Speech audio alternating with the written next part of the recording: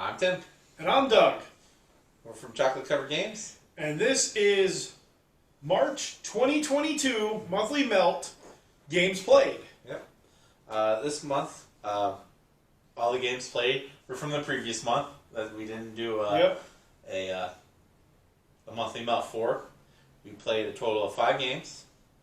And we played them at a new location this time. Yeah, so about an hour away from us, depending which way you drive, from our hometown here in Hershey, Pennsylvania, to get to York, Pennsylvania, there is no direct route. Nope. We either got to go to Harrisburg and down, or to Lancaster and across. Yep.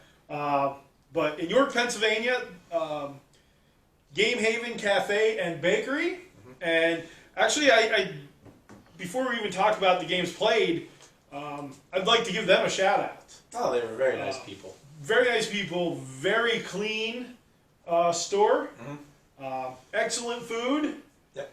Great game selection. Cannot wait to go back. Mm-hmm. And you know, it's about an hour drive, but it was worth it. Yeah, very large variety. Especially for us who we go more on weekdays. Because I work a lot of weekends.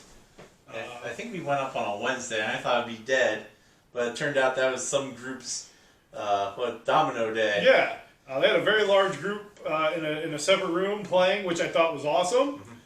Mm-hmm. So it was really just us. There was another group that came in at one point.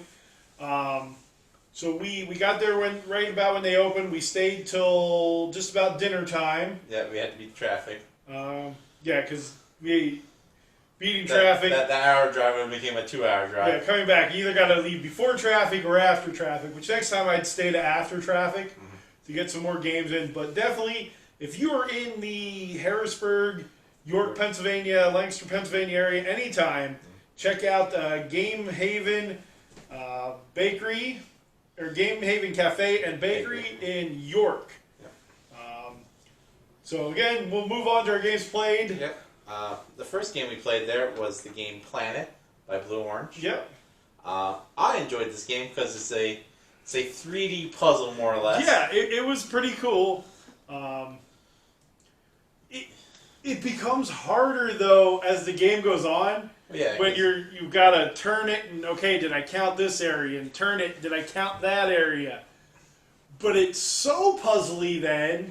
As you get more into the game, because of that 3D puzzle, where you're like, okay, I need this, you know, I need like water, but not to touch mountain, and I've already put this piece here, and if I put it here, because on this side of my planet I have that, but it's going to connect on this side of my planet. It was a good puzzle game. I would say this is a lot like Cascadia, where Cascadia is you're making a map. And you have to put certain things next to each other. Yeah. This one you're making a globe. And I think I would prefer this over Cascadia for that reason. And it plays quicker, and it forces you. It really limits your area. Like when we played Cascadia, my board was from like a yard and a half long. I liked Cascadia better because everything was in front of you. When you set your planet down, you know, unless you're always picking it up and flipping it. You know, the spatial aspect of it was tough for me, but it was a good game.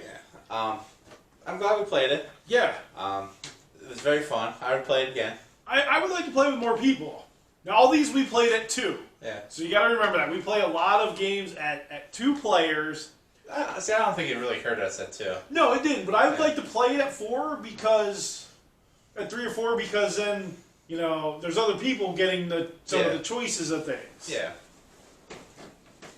The next game we played up there was Trekking in the National Parks. Yep, Trekking in the National Parks. Which was the first in their trekking series, I believe. Yep. And this is a game I've wanted to play since I've gotten into the hobby, because I like national parks. And, again, the artwork I thought on all the park cards was really nice. Well, it wasn't artwork, it was photos. Yeah. But I thought it was cool, and I like that, because that and parks and... Trails, I think, has the same stuff. Yeah. You know, so I like that. And I just like geography. I was going to say geology. I do like geology, too. But I like geography. I like national parks. I like things like that. But it was very Ticket to Ride-ish. I would say if you have a young kid, instead of playing Ticket to Ride, play this over that. Yes. Because Ticket to Ride, you have to figure out how to get to places, and you have to deal with people blocking you. Yeah. Here, no one really can block you. No, you just can't stop on one they're on. Yeah. And the game ends in different ways. Like, ours ended with the last jewel being taken. Yeah. So, but it was a fun game. Yeah. I enjoyed it. Again, I'd like to play it with 3 or 4. Yeah.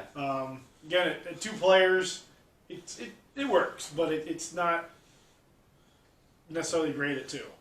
At this point, a graphic will appear somewhere on the screen saying, least favorite game, by far, for me. I didn't find this to be as bad as you did. It was terrible. People love this game, which...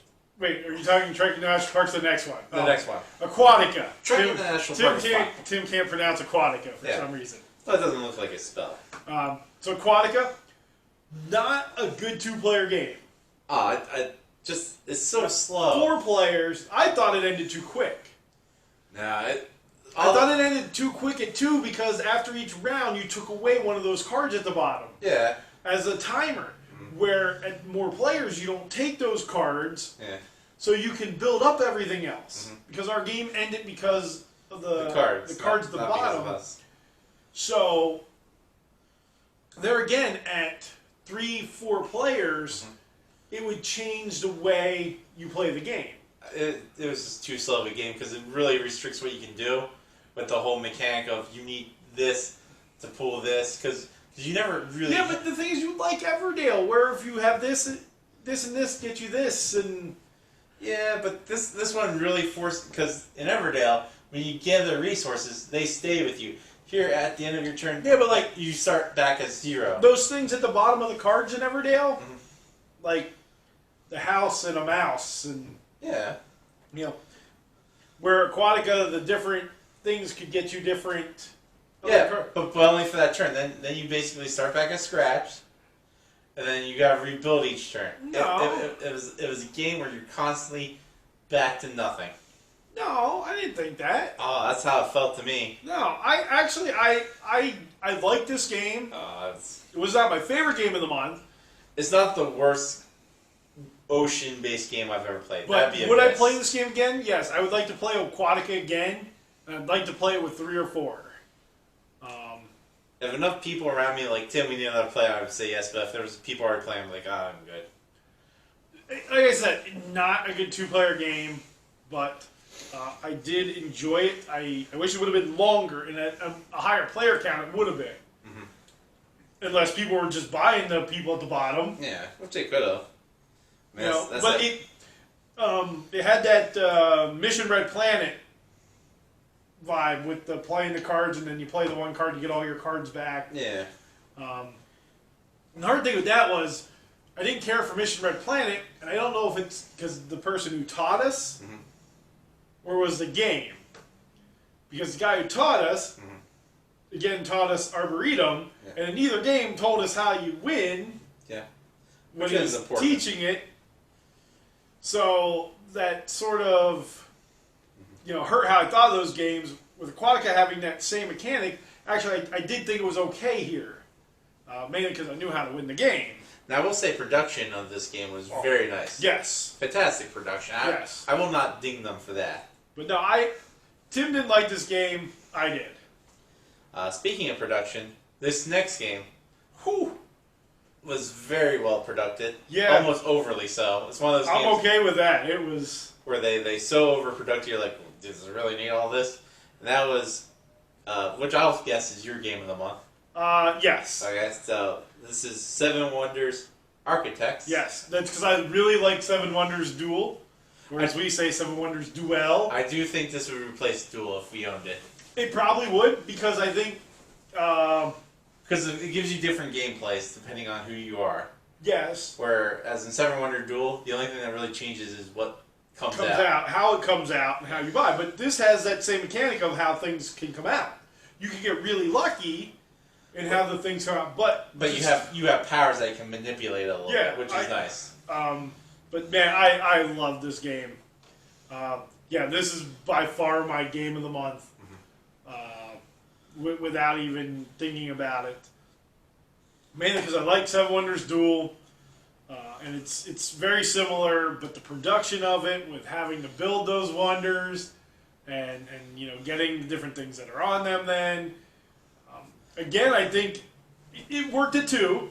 It was fine at 2. I wish I would have chose somebody else though for mine, because I had the pyramid, which their special power was no special power. It was victory points. Yeah, it was just everything was just worth 1 more than everybody I forget else. which. I was the statue. You were. No, I was the. Yeah, weren't you the lighthouse? I was the lighthouse. Yeah, you were Alexandria. Yeah. But yeah, I think again playing with this 3 or 4, where you have the cards on either side. Again, with 2 players, I think it plays the same. Yeah, I think I don't think player count really mattered too much in this game. No, but man, I really like Seven Wonders Architect. If you get a chance to check that game out, give it a play. You will not be disappointed. So yeah, if Tim's putting a graphic up somewhere, there's a little. If you would watch our videos, you would know this. Down here, then? No, up here. It's always floating above us. Okay, except for mine, I always put it over my face for some reason. Yeah, game of the month for sure. And then the last game we played this month worked really well too, being a 2-player. It's a 2-player game. Well, no, there is a solo variant. Yeah. But it's meant to be played at 2. I misspelled it here. It's supposed to say Blitzkrieg. I wrote down Blitzkrieg. Yeah. But it is Blitzkrieg. It's marketed as the 20-minute 2-player World War II game, because that's the one with Japan. If we would have not played Seven Wonders Architect, this would have been my game of the month. I enjoyed this. Which was surprising. I think you wouldn't have liked it. And I didn't think I'd like it either, which is why I never sought out to play it. And when you're like, yeah, let's play this, I was like, oh, okay. Because it is a very thinky game, because you try to chain actions together. I think I won, didn't I? You did on the very I won on the last turn, yeah. Because you were able to chain 2 things together to move up 4. Yes, that's right. I did win on the last turn. Because I gave you the allies who have an advantage. That all you have to do is surpass me and so many points. Well, I guess it helped that I sort of cheated the first couple turns. It's true, that did help you as well. It really didn't. You say that. Because I put the thing, instead of putting it in the bag, I just put it in my... Your draw already. Yeah. But yeah, because you as the ally only had to reach a certain number before me. But if I did, you would have 1 more turn to get the chance to surpass me. Yeah. So I got to the number, so my DM was done. You were down by 3, and you're like, well, I gotta figure this out. And you're like, well, you sat there for a bit, and then you figured out what could connect to what. Yeah. Good 2-player game. I won't even say good 2-player game. I will say great 2-player game. Oh, games that are designed for 2 players normally shine in the 2-player realm. Well, not as, there's some 2-player games that are terrible. Yeah, that is true. But even if you're not a war gamer, it doesn't play as a war game. No, this feels more like a worker placement game that has a war theme. Yeah. I would actually consider this a good introductory to war games, because the chips were made like war game chips, where you have a picture and a number. Yes. And you would know what that symbol meant and what the numbers meant. This would be a very good introductory to those hardcore chit war games. I mean, it's not the best introductory, because those, there's a lot more, but to get the feel of how they would... Well, yeah, because with the number, and you try to have the highest number on that row. Yeah. Again, in the chit style war games, you're looking at the number of your chit versus their chit. Yeah. And it is that back and forth. So, but yeah, Blitzkrieg, great 2-player game. I wish we would have played with the expansion that adds nukes and Godzillas. We can do that the next time. But yeah, so I don't know if you'll come up with a banner like 1A game of the month. No, that's way too much work.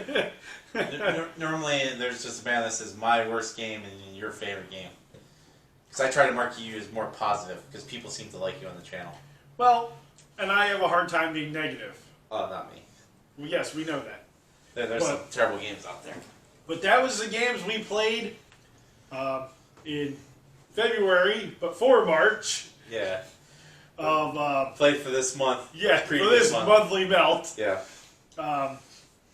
What games you played the last 2 months? Have you played any of these games that we've mentioned? Yeah, if you played any of these, let us know. Let us know what you think about it. Let us know why Tim's wrong on Aquatica. I'm wrong on Aquatica. What have you been playing? Let us know. I like to see when people put what they've been playing. What you think about those games? Is there something that we really need to check out? And hopefully we can get some more games played in the next month here before my work really starts to pick up. Yep. But again, that is games played For the month of March. for the month of March 2022. Yep. Please do share the video. It does help. We're getting close to 50 subscribers. Yep. Share, like, subscribe, hit the bell, Yep. give the thumbs up. Yep. And with that, stay sweet.